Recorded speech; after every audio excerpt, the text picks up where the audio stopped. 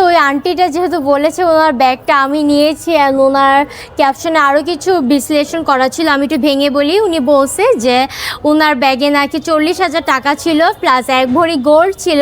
So total ATM কার্ডও নাকি ছিল। সো টোটাল ওনার ব্যাগে 3 লাখ টাকার জিনিস ছিল। সো আমি সেটাই প্রমাণ করব। উনি নিজের মুখে ফার্স্টে বাইফা অ্যাওয়ার্ডে কত টাকা বলছিল। ফোনটা দাও তো। আমার কাছে একটা ভিডিও আসছে, একটা সাংবাদিক ভাই, উনি হয়তো ভুলেই গেছেন যে উনি ভিডিওর ভিউ বাড়ানোর জন্য অনেক মিথ্যা কথা বলতে পারে, বাট যেহেতু আইন আর ক্যামেরা কখনো মিথ্যা বলে না, সো সে পাবে না। আমি কি ভিডিওটা দেখাতে পারবো? ভয়েস আসবে?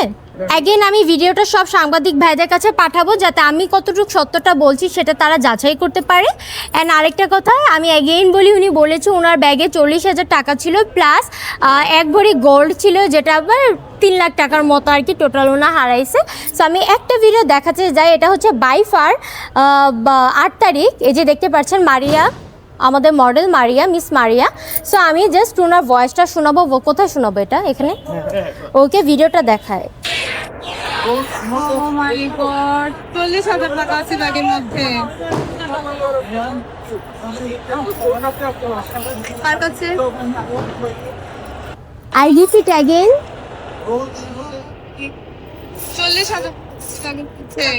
ওকে, সো আপনারা আউটফিট দেখতে বা পিছনে ব্যাকগ্রাউন্ড দেখে বুঝতে পারছেন এটা হচ্ছে বাইফা অ্যাওয়ার্ডের দিন। সেদিন যেদিন ওনার ব্যাগটা হারাইছে, উনি নিজের মুখে বলেছে যে ওনার ব্যাগে শুধু 40,000 টাকা ছিল।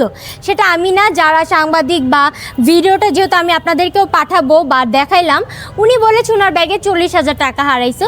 সো সেক্ষেত্রে উনি পুলিশের কাছে দাবি করেছে, প্লাস ক্যাপশনে আমার ছবি ইউজ করে বা ভিডিওতে বলেছে, যেখানে দেখা যাচ্ছে যে আমি আমার ব্যাগটা নিয়ে যাচ্ছি।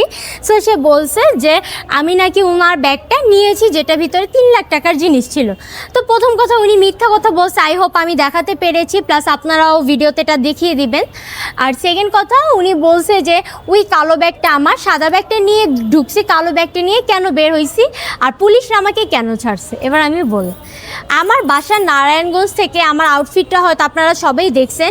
এই আউটফিট পরে নারায়ণগঞ্জ থেকে কিন্তু ডিরেক্ট, এটা হচ্ছে বাংলাদেশ চায়না ফ্রেন্ডশিপে হয়েছে অ্যাওয়ার্ড শোটা, সেখানে আসা এক পক্ষে ইম্পসিবল। সো আমি পার্লারে গিয়ে রেডি শেডি হয়ে একসাথে 3-4টা ব্যাগ ছিল, কারণ নর্মাল ড্রেস পরে গেছি, ওই ড্রেসগুলো খুলে আমি একটা ভারী ড্রেস পরছি। তো সাথে অবভিয়াসলি আমার একটা বড় ব্যাগ লাগবে, ওই ব্যাগে ছিল। তো ওনার কথা যে তুমি সাদা ব্যাগ নিয়ে ঢুকছেন, আপনারা হয়তো অনেকেই সিসিটিভি ক্যামেরা না, ওইটা সিসিটিভি ক্যামেরা 209টা, যেটা পুলিশরা অলরেডি 3 দিন ধরে ইনভেস্টিগেশন করে আমাকে বিনা অপরাধের কারণে আমাকে ছেড়ে দিচ্ছে। আমার পুলিশ স্টেশনে যাওয়া লাগেনি আল্লাহ রহমতে। সো উনি বলতেছে যে পুলিশে ওখানে ওসি নাকি বলেছে যে ব্যাগটা নাকি মিলে নাই, ওই ব্যাগটা আমি নিছি। সো আমার কথা, ব্যাগটা যদি আমি নিয়ে থাকি আর ওসিও যদি এটা বলে থাকে, তাহলে আমি জেলের বাইরে কী করি এ পর্যন্ত? আমি তো বুঝতেছি না। এটা হচ্ছে শেরেবাংলার কাহিনীটা, মানে শেরেবাংলা থানার কাহিনী। সো আমি এখন কি করতেছি আমি জানি না। সো এভাবে উনি অনেক মিথ্যা কথা বলছে। ইভেন ওনার নামে মামলাও দেওয়া হয়েছে, মামলার কার্ডটা বের করো।